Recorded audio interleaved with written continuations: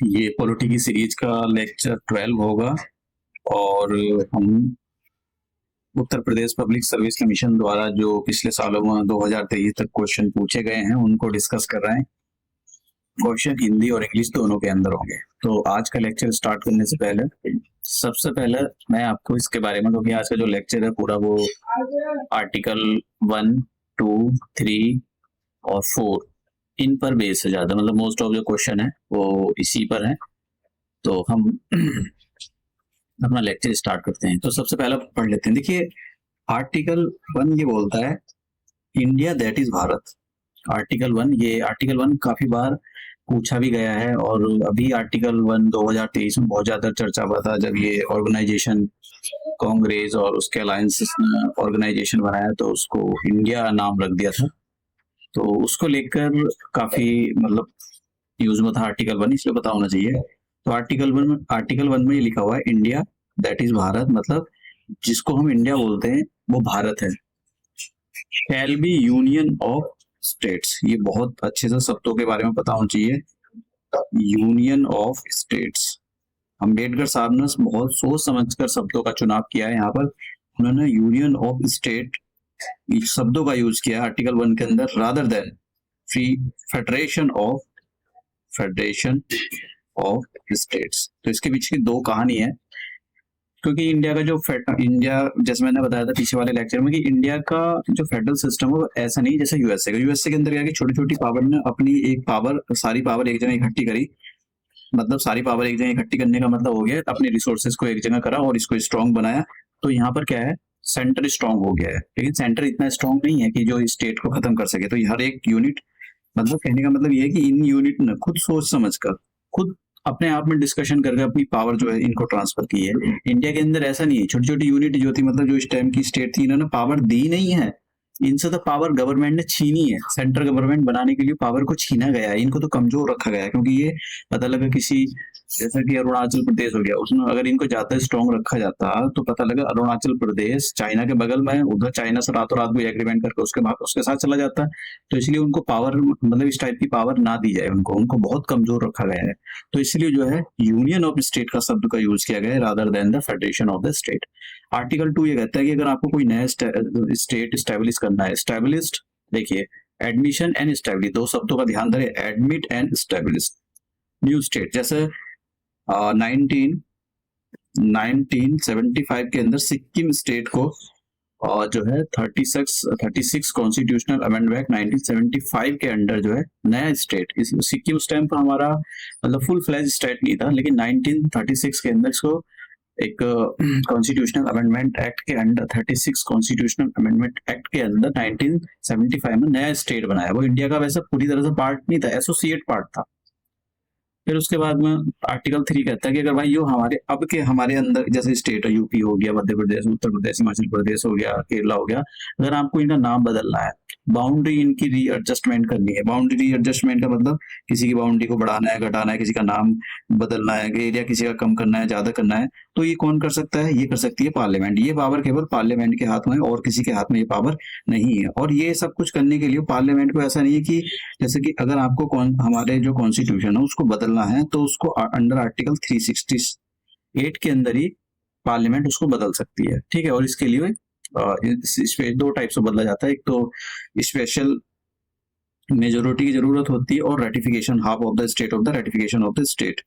ये एक simple majority, state की जरूरत नहीं होती। अगर फेडरल स्ट्रक्चर को बदलना चाहते हो तो आपको स्पेशल मेजोरिटी से बिल पास कराना पड़ेगा, फिर आधे से ज्यादा जो स्टेट है उनकी परमिशन लेनी पड़ेगी। लेकिन इस आर्टिकल से बाहर, आर्टिकल 368 से बाहर अगर आपको कॉन्स्टिट्यूशन को अमेंड करना है, जैसे आर्टिकल 2 और 3, आर्टिकल 2 और 3 को जब भी अमेंड किया था, मतलब किसी स्टेट को इंडिया के अंदर शामिल करना है, या फिर जैसे सिक्किम मैंने एग्जांपल ले लिया, या फिर ऐसा हो कि भाई जैसे कि नेपाल को स्टेट, नेपाल का जो तराई रीजन इंडिया के अंदर शामिल होना चाहता है तो इंडिया उसको शामिल कर सकता है अंडर आर्टिकल 2 के अंदर। और तो उसके लिए कोई ऐसा नहीं है कि स्पेशल मेजोरिटी ये करो, फलाना करो, उसको करवाओ, वो करवाओ, नहीं, सिंपल मेजोरिटी से, बस सिंपल मेजोरिटी से पास करा सकते हो और वो इंडिया का पार्ट बन जाएगा। ऐसे ही जैसे बाउंड्री रीएडजस्टमेंट करना हो, नाम बदलना हो, उनका किसी जो एग्जिस्टिंग स्टेट आपके केरला की बाउंड्री का नाम बदलना हो, मध्य प्रदेश का, उत्तर प्रदेश करना हो, तो ऐसे कुछ नाम बदलना हो तो ये इसके लिए भी सिंपल मेजोरिटी की जरूरत होती है और ये सब पार्लियामेंट के अंदर ही होता है। ठीक है, तो अगर नाम भेज, जैसे मान लो कि मध्य प्रदेश का उत्तर प्रदेश करना है, तो अब इसका जो है इसको मध्य प्रदेश लेजिस्लेटिव असेंबली को बिल भेजा जाएगा कि भाई हम ऐसे ऐसे करने जा रहे हैं। तो पहले जो प्रेसिडेंट है वो बिल भेजेगा, बिल भेजने के बाद इन्होंने परमिशन दी या नहीं दी उसको कोई फर्क नहीं पड़ता है। फिर उसके बाद में पार्लियामेंट उसको उनका नाम चेंज कर देगी, बाउंड्री कम कर देगी, बाउंड्री बढ़ा देगी, सब कुछ कर देगी अपनी मर्जी से। ठीक है, इसलिए हमारे यहाँ पर ये शब्द बोला जाता है कि जो यूनियन है, जो भारत सरकार है, जो सेंट्रल गवर्नमेंट है, उसको आप खत्म नहीं कर सकते हो। ठीक है, उसको आप खत्म नहीं कर सकते हो। जो स्टेट हैं जैसे मध्य प्रदेश, उत्तर प्रदेश, केरला, तमिलनाडु, आसाम, इनको खत्म कर सकते हो। ठीक है, तो ये भी हो सकता है कि केरला को पूरी तरह से खत्म कर दे, उसका कुछ पार्ट, या उसको यूनियन टेरिटरी बना दे। ठीक है, तो ये सब भारत सरकार के हाथ में, इसके लिए किसी की परमिशन की जरूरत नहीं है, ये बात याद रखना। ये आज का टॉपिक इसी पर है। तो अब क्वेश्चन पढ़ते हैं कि इंडियाज नेशनल एनिमल सबको पता है टाइगर है, तो हिंदी वालों के लिए हो जाएगा सी और हिंदी वालों के लिए next power to carve out a new state is vested. देखिए, अगर आपको नया स्टेट बनाना है तो ये पावर जो है पार्लियामेंट के पास है, केवल संसद में ही आप ये बिल पास करा सकते हो। स्टेट लेजिस्लेटिव के प्रेसिडेंट के हाथ में ये पावर नहीं है। Which one of the following is the empower to alter the boundaries of the state under the constitution of India. तो केवल पार्लियामेंट के हाथ में ही है कि जो हमारे एग्जिस्टिंग स्टेट है, जो अब के करंट स्टेट है, जो अब मध्य प्रदेश, उत्तर प्रदेश, केरला, इनकी बाउंड्री ना बदलना है, एरिया बढ़ाना है, एरिया कम करना है, ठीक है, इंटरनल एडजस्टमेंट करना है, तो ये सारी पावर केवल पार्लियामेंट ही कर सकती है। तो इसका आंसर हो जाएगा ए। अब देखिए, who among the following has the executive power to admit state to the union और स्टेब्लिश अ न्यू स्टेट। मतलब जैसे कि मान लो मैंने जैसे कहा नेपाल है, नेपाल का तराई रीजन, जैसे नेपाल हो गया, तो ये वाला जो पार्ट है ये तराई रीजन है। अब ये कहता है कि भाई हम इंडिया में शामिल होना चाहते हैं, तो इंडिया एक नया स्टेट बना लेगा, मतलब इनको शामिल करेगा। तो ये पावर किसके हाथ में, क्या सेंट्रल गवर्नमेंट के हाथ में, या पॉलिटिकल पार्टीज के हाथ में, या लोकसभा के हाथ में, या पार्लियामेंट? देखिए ये केवल पावर संसद के हाथ में, पार्लियामेंट के हाथ में। आप समझ गए। Next question, with reference to the federal system in India which of the statements is या आर करेक्ट। तो हमको ये बताना है, तो जरा समझ लो, एक बात समझते हैं, एक समझने वाली बात है। इसको मैं यहाँ लेता हूँ, एक नया को लेता हूँ, क्योंकि जब देखिए इंडिया जब आजाद हुआ तो 15 अगस्त 1947 को इंडिया आजाद हुआ था। तो ये जो उस टाइम के 565, मतलब ऐसे ही बोला जाता है कि भाई 565 छोटे मोटे रजवाड़े थे। अब ये जो है कुछ तो पाकिस्तान के साथ जाना चाहते थे, कुछ इंडिपेंडेंट रहना चाहते थे। अब आप लगाओ इंडिया एक ऐसा भारत, ठीक है, ये ऐसा 565 जरा देश बना कर सोचो आप क्या हो जाए, मतलब कबाड़ हो जाएगा यार इसका, इंडियन सब कॉन्टिनेंट का। इतने देश तो पूरी दुनिया में नहीं होंगे जितने की यहाँ बन जाएंगे इस इंडियन सब कॉन्टिनेंट में। तो इन सब को एक जगह लाया जाए, क्योंकि ये आ नहीं रहते, किसी को डराया, किसी को धमकाया, किसी को बंदूक की नोक पर रखा, इनको इंडिया के अंदर सबको इंडिया के अंदर जोड़कर जब आज भारत बना है। तो ये जो स्टेट थे, ये जो थे, ये छोटे स्टेट, इनको इनकी पावर खींची है, ठीक है, खींच कर पावर लाए हैं सेंटर में। इनको कमजोर रखा गया है, ये जो है इनको वीक रखा गया है। और सेंटर कौन सा है, सेंटर मतलब भारत सरकार को स्ट्रॉन्ग रखा गया है, इसको बहुत ज्यादा पावर है। तो भारत सरकार चाहे आर्टिकल 2, जैसे मान लो कि ये ले लेते हैं, हम ले लेते हैं कोई सा स्टेट लेते हैं, लेट से वेस्ट बंगाल ले लेते हैं, वेस्ट बंगाल। अब वेस्ट बंगाल है आज, तो ये मान लो वेस्ट बंगाल है, तो भारत सरकार चाहे तो वेस्ट बंगाल आज जिंदा है 2024 में, इसका एग्जिस्टेंस है, तो भारत सरकार क्या काम कर सकती है, कुछ एरिया मेघालय को दे देगी, कुछ एरिया आसाम को दे देगी, कुछ एरिया उधर बिहार को दे देगी, कुछ उड़ीसा को दे देगी, कुछ एरिया का यूनियन टेरिटरी बना देगी। तो वेस्ट बंगाल स्टेट बिल्कुल खत्म।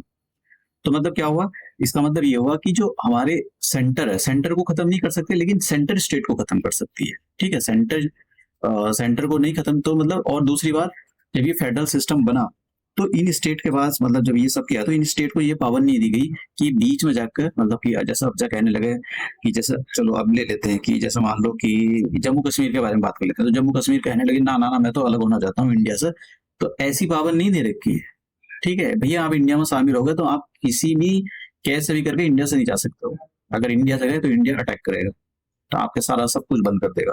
तो इनके पावर नहीं है कि ये जो है इंडिया से बाहर जाए, ठीक है।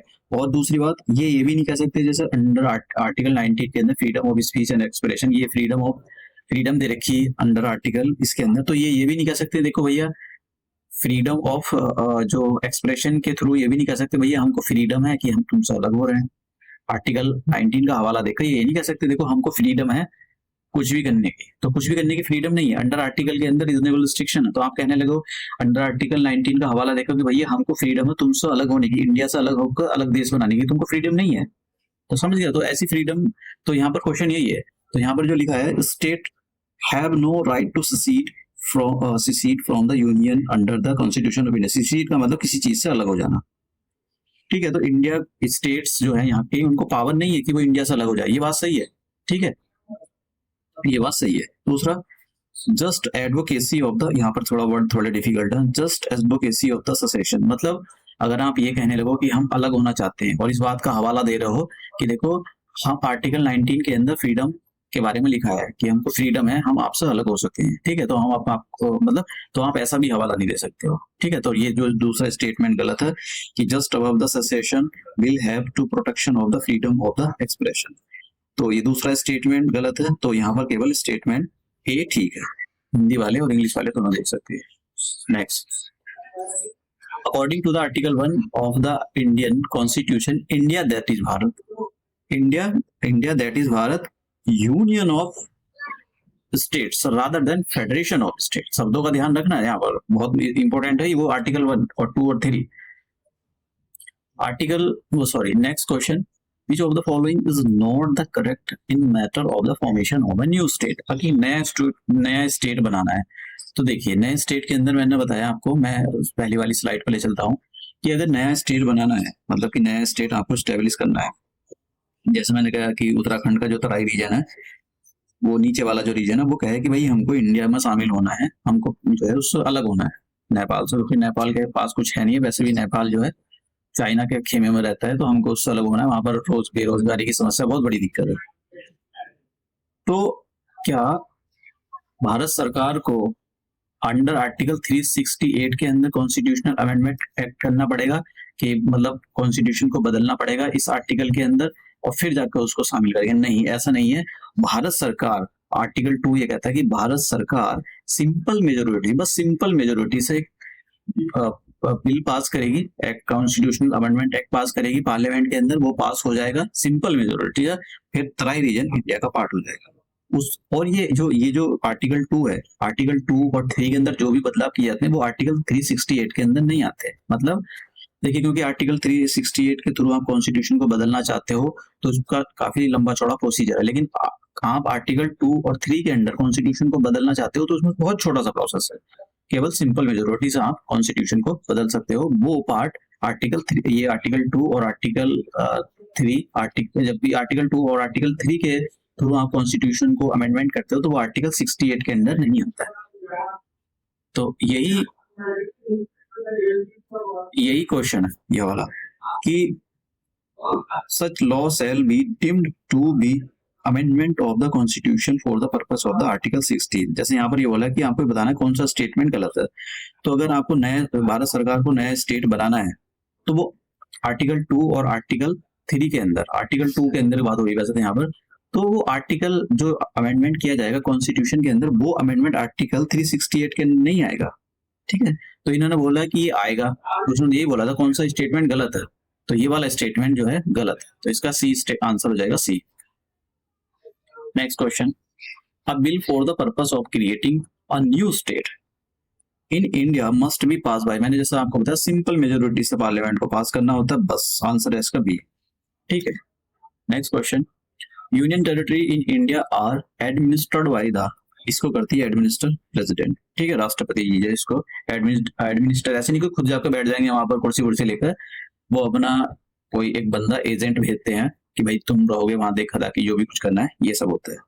नेक्स्ट क्वेश्चन काफी important question, union India is not a union, ये तो गलत बात है। अभी आर्टिकल हमने पढ़ा है India that is Bharat union of the state rather than federation of the state, तो ये तो स्टेटमेंट गलत है, ये गलत है, मतलब कि असर्शन ही गलत है। जब असर्शन गलत है मतलब ए फॉल्स है ए फॉल्स है, तो ए तो कहीं फॉल्स दिखाई नहीं दे रहा, केवल यही स्टेटमेंट, तो आप नीचे डी लगा सकते हो। आप समझ गए हो।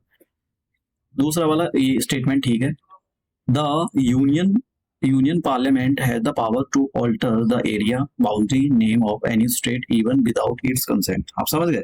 जैसे मैंने बताया कि अगर किसी का नाम बदलना हो, किसी का एरिया बदलना हो, स्टेट कोई खत्म करना हो, तो पार्लियामेंट कर सकती है सिंपल मेजोरिटी से। उस स्टेट से पूछने की कोई जरूरत नहीं। हाँ, एक बिल की कॉपी उसको जरूर भेज दी जाएगी कि लो भैया देख लो जरा, कुछ हम ऐसा कुछ करने के लिए जा रहे हैं, और बाकी तुमसे जो कुछ हो कर सकते हो तो कर लो। तो ये हमारा आज का लेक्चर था, और मिलते हैं अब नए लेक्चर में।